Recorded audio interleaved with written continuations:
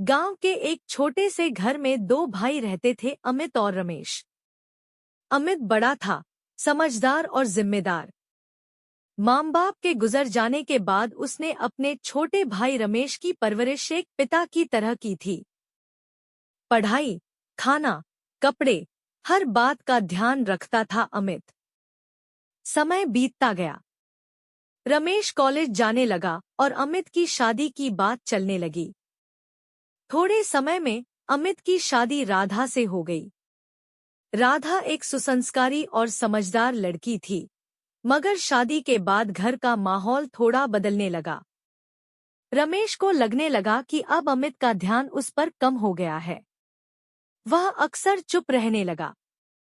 उसे ऐसा महसूस होता कि अब वह घर में बोझ बन गया है। एक दिन राधा ने देखा कि रमेश अकेला बैठा है और उदास है। उसने धीरे से पूछा, क्या बात है रमेश?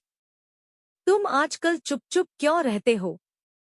रमेश ने पहले कुछ नहीं कहा, फिर धीरे से बोला, भाभी, अब भैया का ध्यान मुझसे हट गया है। पहले वे हर छोटी बात पूछते थे, अब शायद मेरी जरूरत नहीं रही।